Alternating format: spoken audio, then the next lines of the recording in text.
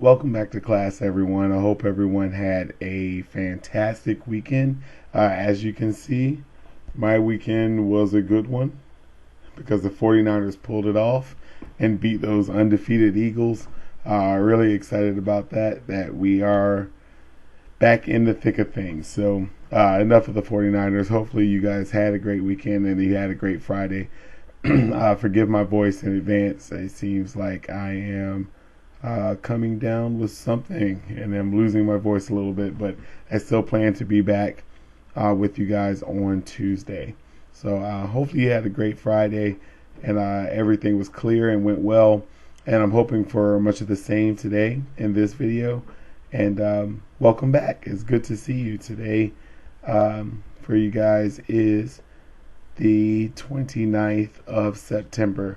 And this is day 5 of our cytology unit. And so hopefully you guys are squared away with what it is that you did Friday. I'm going to zoom back out of this and give you an announcement and just let you know that if you didn't finish everything on Friday, don't fret. You should have a little bit of time to finish some things today while you're in class. The assignments for today are a little bit shorter, a little bit more involved when it comes to instruction because the cell membrane is such an important organelle of the cell. But just in case you didn't finish, there should be about 20-25 minutes left at the end of class if all goes well, where you should be able to finish up the material in your notebook from Friday. Okay. I want to also remind you that you're going to have a quiz on everything that I covered either through video or in person on Tuesday, tomorrow when I come back. All right. So let's go back to our little slideshow here and let's get going with what we have for today. So for your do now activity, much like what you did yesterday, I'm going to ask that you, or Friday, excuse me, I'm going to ask that you go ahead and grab your interactive notebook and go ahead and have a seat and be prepared to work on our lesson on the cell membrane. And once again, just like we did last time, if we can sit and be quiet for a little while so that our substitute can take attendance for the day, and that will be great. So go ahead and grab your notebook now if you haven't done so already. And once again, I am going to take myself out of view and pause so that we can take attendance and then we'll go forward from there. All right, I'll be back to you soon.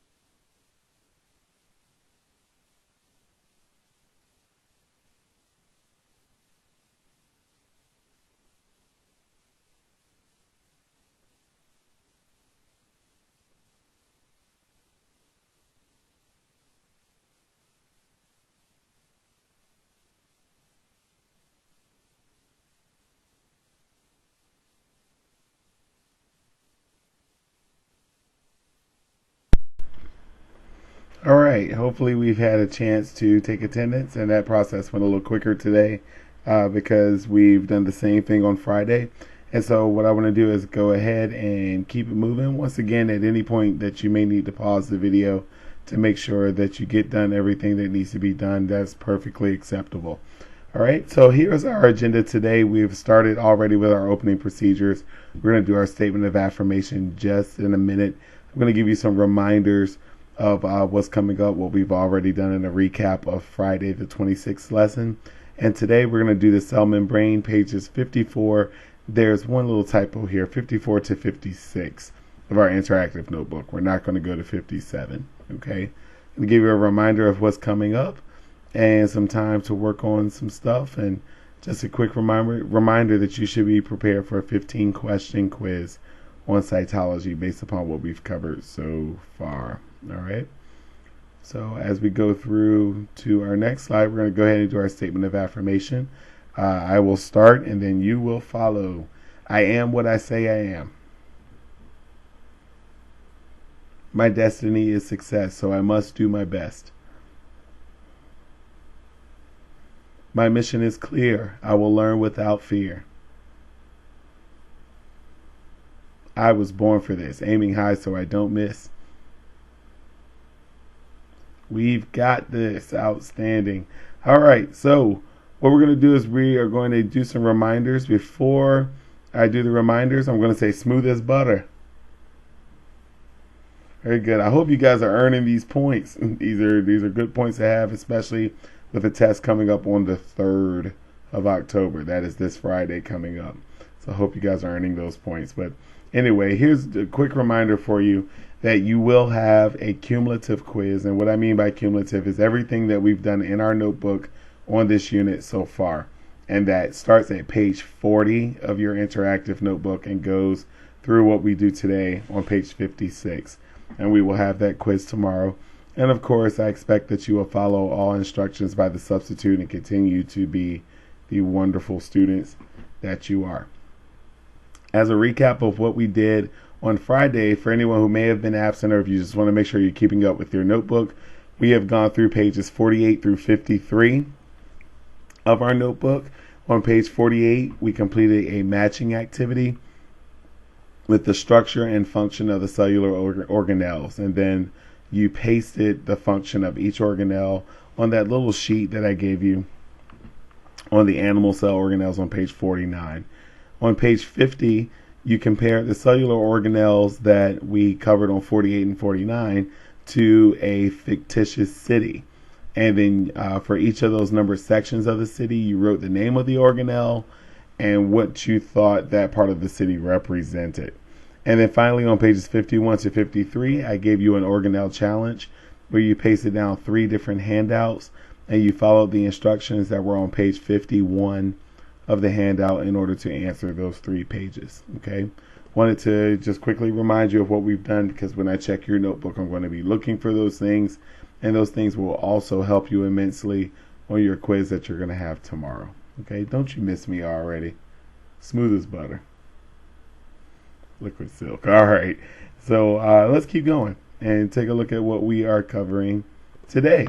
So today, guys, we are covering the cell membrane. So I'm going to ask that you go ahead and turn to page 54 of your interactive notebook. And when you turn to page 54, it's going to be blank for now. We're going to paste some things there in just a second. But right now, I just want to give you a little introduction of about what the cell membrane is all about. So the cell membrane is a very important cellular organelle. And remember, we said an organelle are the individual parts of the cell that have a specific structure and a specific function and help that cell in its entirety to be able to be considered a living organism that works all by itself. It can be just as alive as we are. So the cell membrane is an organelle that's found in all organisms, no matter what organism it is, whether it's a plant, a fungus, a bacteria, a protist, an animal. We all have cell membranes. Okay, the cell membrane is the main organelle of homeostasis, and that's a very important question, very important idea. Homeostasis, remember, is controlling our internal environment, making sure that it is stable, maintaining a certain level of stability within our internal environment. And there are things that happen on their own. We do not have any control over those things. It's what our body does naturally in order to keep us safe and keep us stable within our environment. So the cell membrane is the most important homeostatic organelle, and the reason why is because its function is to regulate what enters the cell and what exits the cell. And so if you look at your cell city, that you did on page 50 of your notebook, you probably remember we answered number 2 on that form. And in number 2, there was like a security guard that was there that was looking for clearance for things to come in and out. But that's the exact way your cell membrane works for you inside of each one of your cells, or on the outside of each one of your cells. And so the way the cell membrane is structured gives it the function that it has. The structure allows for the function. And we see that for many organisms and many organelles, that the structure is unique for the function that it is going to do. Okay? I remind you that we had a little example the last time. I gave you a little demonstration with a Febreze bottle, and that the function of that bottle was enabled because of the structure of the bottle. Well, I'll show you something else today. How about some Pringles ranch chips? I know Kevin is probably upset because he said not to show food. I'm not going to eat it, but let me show you. There are different parts to this can. There's the top of the can. There's the little flap of the can that allows for freshness. There are the chips inside of the can. And there's the shape of the can that allows it all to have that structure to be able to keep my favorite type of Pringles fresh and ready to go. Okay? We have a CD case that has its structure and has its function.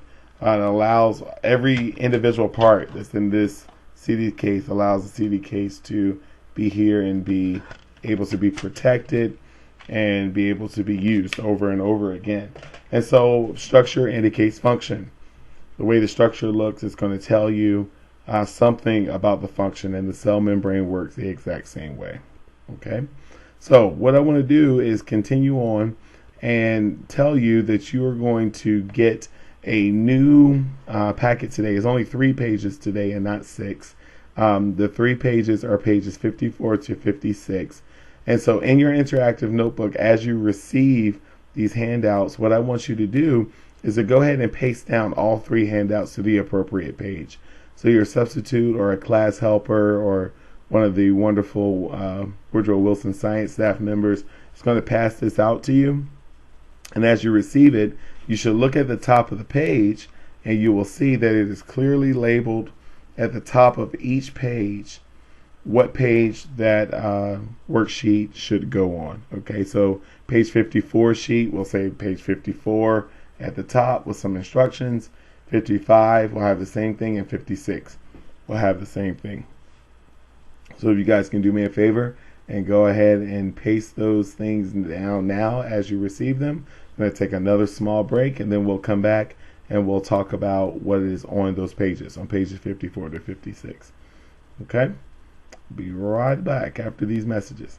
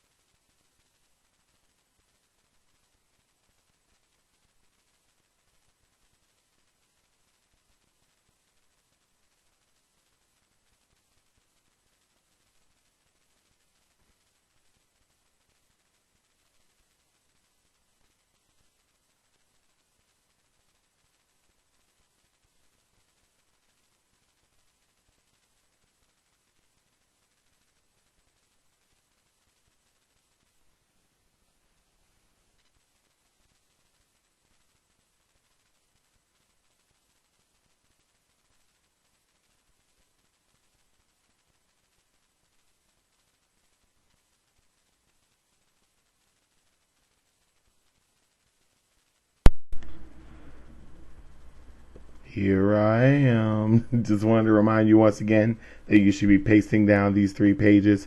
Go ahead and cut and do what it is that you do normally to have it so that it's a little bit more functional in your notebook, or you can just fold them over.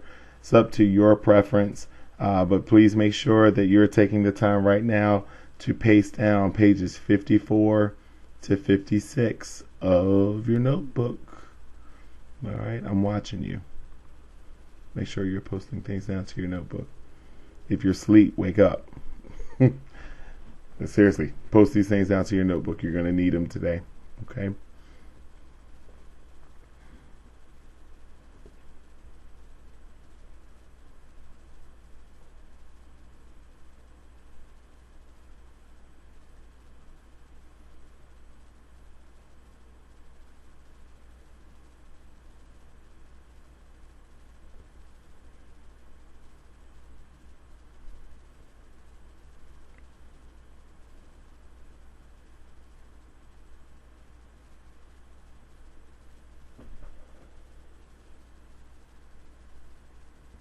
All right, guys, so you'll notice that as you post these things down to your notebook, you have on page 54 some notes that I've already started for you that have some blanks in them, okay? Just as a little active reading strategy, active listening strategy, as we go through these notes, which is not going to take us very long, I want you to fill in the blanks that are missing, okay? And that's going to mainly be the keywords to what it is that we are covering. Okay, so on page 54, you're going to do the fill in the blank notes. Also on page 54, there's a little text box about midway through the page, and you guys are probably looking at it right now as we speak. That little text box is going to be for you to draw something, and the something you're going to draw is my favorite science word of all time. It is what really got me interested in my wife, because she used to say this word and I was like, wow, that's a cool word. The word is phospholipid. So you're going to end up drawing a phospholipid in that little text box that's there. I'm going to show you how to do that in just a little bit. But for now, I just want to show you on page 54, we're going to do some fill in the blank notes. Okay, I'm trying to stall just a second so that you can finish pasting everything down. Make sure you're not getting much trash on the floor. We don't want to make anyone's job hard today, and we can take care of that ourselves. Okay, so let's go back to the notes. And as we look at the notes, you'll see that the first section on page 55, I should say, I was saying 54, I'm sorry about that. First section on page 55 is called Composition of the Cell Membrane and Functions. Okay, so you see here on the slide there are some fill in the blank notes, and what I'm going to do is kind of talk you through this so that you can see how the cell membrane works. We determined earlier that the cell membrane is the main organelle of homeostasis, and we know that because it is controlling what enters the cell and what exits the cell. Now, the cell membrane cannot just make that choice on its own. It has to make that choice based upon molecules and based upon fluids and based upon the communication with other cells and what's going on inside of our body. And so we will start by saying that we call the cell membrane or the plasma membrane. They are synonymous terms. You can use them interchangeably. The cell membrane or the plasma membrane. And it is made up of what we call a phospholipid bilayer. Now I'm going to pause just for a second and ask you, what does bilayer mean? Think about that. See me thinking with you. Bilayer. All right, so bi in science means two, and then layer we know is a structure, a row of things. And so if you were to look at the cell membrane in its entirety as a 2D model, then you would see it is a bilayer, two layers, made up of what we call phospholipids. And I'm going to show you a picture of a phospholipid in just a moment. Okay, so we go back to the notes and we see that it is a phospholipid bilayer. And these phospholipids have two distinct regions, almost like the water molecule had two distinct regions. Remember, in the water molecule, it was polar. We had a positive end and a negative end. Well, here in the phospholipid, we have a hydrophilic end and a hydrophobic end. Okay, hydrophilic, hydrophile means water loving or attracted to water. And that part that's going to be attracted to water is the head of the phospholipid. All right. Now, the phospholipid also has tails that are made up of lipids. And if you know anything about lipids, we know that they are nonpolar and they are not attracted to water. And so we are going to call them hydrophobic. Okay? You can think to yourself, The Maury Show. I don't know how many of you watch that ratchet mess, but on The Maury Show, they sometimes, when they're not doing Who's the Baby Daddy, they have those shows where they're talking about phobias and things that people are afraid of. Like, I have a phobia of mustard. I have a phobia of cotton. You guys have probably seen those. You're probably laughing right now as I talk about it. But phobia means a fear of. It repels. It wants to push away from. Okay? So the cell membrane is made up of those two parts. It is both hydrophobic and hydrophilic. And once again, the head is hydrophilic, and hydrophilic means water loving or water attracting. And the tails, there are two of them for a phospholipid, are hydrophobic. They repel water.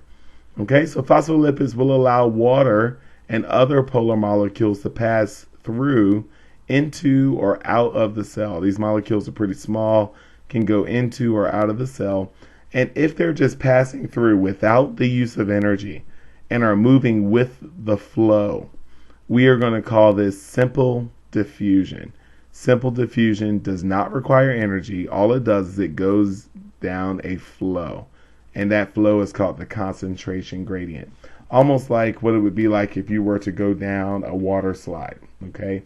No energy required for you to start that slide and just go on down. Okay? Would be energy required if you were going against the flow, up the current. All right? So think about it. The cell membrane is controlling what comes in and what goes out. If no energy is required at all, then things are just going to go from where there's a lot of stuff to where there's a little bit of stuff. Okay, and I'm going to show you this in class on Tuesday. Perfect example, you spray some air freshener in a corner. The high concentration of the air freshener would be where? Hopefully you said in the corner, all right, where you sprayed it. And then the low concentration, it would be the rest of the room. But what happens is the air freshener doesn't just stay in the corner. What it will do is it will move from an area of high concentration to low concentration. You don't have to use a bunch of energy to do that. You don't have to pick something up and start fanning it to get it through. It will go through on its own because of the natural order of things, the natural concentration gradient that is established. I hope that makes sense. I'm trying to explain it as best as I can while not being there. But tomorrow I'll explain it again. And we'll do some labs on this as well to see how things go from a high concentration to a low concentration. Okay? So hopefully you have filled in all your blanks for the first section on page 55 for the cell membrane and its functions. Okay? What I'm going to do is continue on, and we're going to go to a diagram of the phospholipid. And this is what the diagram kind of looks like. Now, for your picture, is asking you to use specific colors. Please use the colors that you are being asked to use. All right, but you can see the top region, the one that's red here, is the phosphate head, and the blue region are the lipid tails.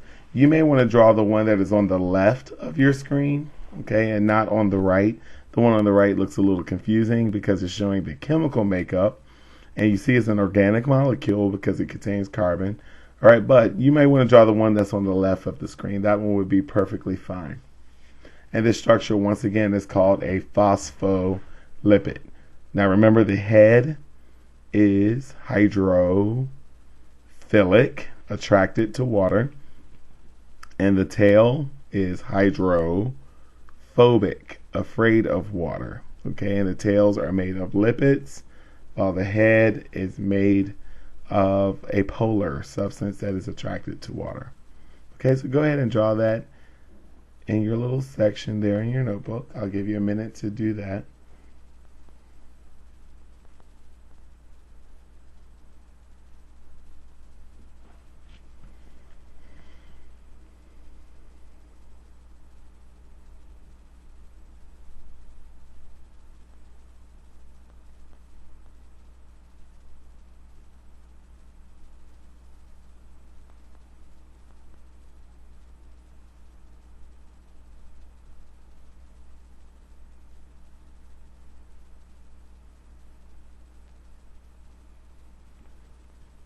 All right, hopefully you've had time to draw that structure. And once again, it's called the phospholipid, and you should have drawn it in the little text box that you had. One more little section on notes, and this is the second half of those notes. Okay, so we said that the cell membrane controls homeostasis, controls what comes in and what comes out. We see now that the cell membrane is made up of two parts that seem to be opposing, but they work together to allow it to be the security guard that it is. The heads of the cell membrane are going to point to the outside of the cell membrane, while the tails are all going to lump together and form the inside of that cell membrane. And remember, the heads are hydrophilic and the tails hydrophobic. Okay, so another type of lipid besides the phospholipid tail that's found within the cell membrane is called cholesterol. And cholesterol is what controls the fluidity of the membrane. So cholesterol, you've probably heard of before. There's the good cholesterol and the bad, not so good cholesterol. But regardless, everyone needs cholesterol in order for your membrane to have some rigidity to it, for it to stay together, stay intact, stay in place. If you don't have enough cholesterol, then your membrane is too fluid, will just allow any and everything to come in and out of the cell membrane. However, if you have too much cholesterol, what could happen to that cell membrane? Think about it.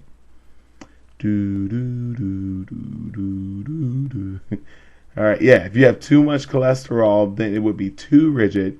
It can clog that cell membrane, and that's when you hear of people having heart attacks, having strokes, because a clogging is going on within that cell membrane and things are not going in and out as they should. All right, so cholesterol, not necessarily a bad thing, but just like with most things, in moderation is where we need it. Okay.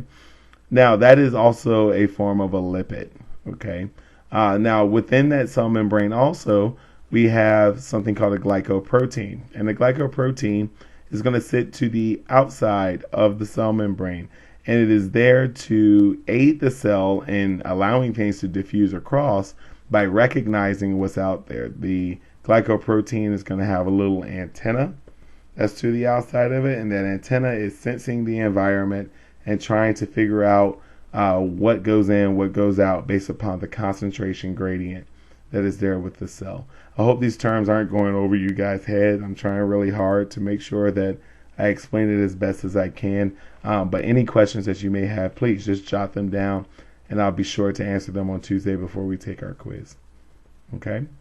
Now, also within that membrane is another type of protein called the integral protein that can go all the way through the phospholipid bilayer. And then another one is called the peripheral protein. That one doesn't go all the way through, but what it does is it only stays on one side of the membrane. And you can see all of these structures in your diagram of the cell membrane that you're going to find on page 54. You guys are going to end up coloring that diagram in just a little bit. Okay.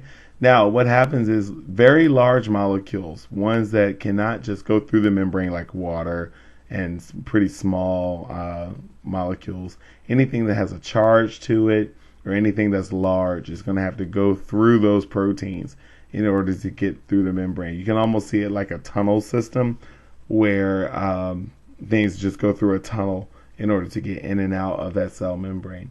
Think about a tractor trailer that's going to try to go through a McDonald's drive-through. If it is too tall for the drive-through, if it doesn't meet the clearance requirements, it doesn't mean that they can't get food or that they can't get service. They're just going to have to get it a different way. And the way they usually do it is they go and they park, they take up 12 parking spaces, and they go inside the store and get their food. A different method, but still allowing for passage in that drive-through or in that restaurant. Well, same thing for the cell membrane. If things are too large, if they have a charge in it, they can really mess up the integrity of the membrane. And so we allow for a different route, a different passageway for these things to go through. And thus what those proteins that go all the way through the membrane are for. All right. Okay. So let's keep going for 1 second. Hopefully you have all of your notes from that section. Going to go back to that slide for just a second just to make sure you have it. You only had 4 words to fill in here: cholesterol, glycoproteins, integral, and peripheral. Okay, let's keep going so I can give you some instructions. So, finally, what you're going to need to do today, based upon what I've just covered and based upon what's in front of you. On page 54, you should paste down the top, the page that on the top says, please put this on page 54. And on that page, you want to make sure that you list for me 4 functions of the cell membrane, 4 things that the cell membrane can do for you. You may find it kind of difficult to find 4, but I want you to really, really think and come up with 4. Okay, 4 things that the cell membrane could do. Also, what you want to do is you want to complete the matching activity that is there on page 54, and you want to do a coloring and labeling of the cell membrane as indicated on page 54. I want you to use the exact colors that are there, even if you have to borrow color pencils from one another from your color pencil boxes. Do it exactly as it is written there. I will be checking for that explicitly in your notebook check on Monday. All right? I'm sorry, on Friday. I'm getting my days confused. On page 55, you should have your fill in the blank notes complete that we just completed, and a color picture of a phospholipid should be there. And remember, the phospholipid was a hydrophilic head with the lipid tails. And then on page 56, you have a matching activity number 2 that should be completed. Now, in my opinion, guys, these activities are a little bit more straightforward and a little bit quicker than the ones you had on Friday. So if I were you, I would use my time really wisely. I would get these things done, collaborate, work together. Honor code is in effect, but you can definitely work together in order to get this assignment done. But I need to see it in every single person's notebook. And I want you to make sure that you work with some pace and work with some intensity so that if you need to go back and finish some stuff from Friday, then you can do that. And if you're finished with everything, the least you can do is work on your homework or study for your quiz on Tuesday. Your quiz will be open notebook. All right. Let me give you one last little set of reminders here, and then we'll be done.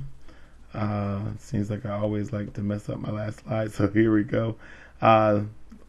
Last set of reminders. Sorry, guys. Here we go. All right, so I just said this. If you finish everything in your notebook early, remember that you can work on your homework that's due on Friday the 3rd. You can also work on any assignments within your notebook, but just be prepared because your quiz is going to be an open notebook quiz. I'm going to give you 20 minutes to complete it on Tuesday, and it will be on pages 40 through 56 of your notebook. If you have any questions, once again, you can email them to me at paul.wilson@pps.k12.va.us. Destiny, I did, in block 3, I did receive your question about what website you go to in order to do homework assignment number 5. I'm going to share that information with you on tomorrow when I get back to class. But the long story short to this, if you want to do it before then, if you have a PowerSchool address, then you can log into PowerSchool, and when you look in the left-hand side of PowerSchool, there in your last tab, there's Pearson Course Resources.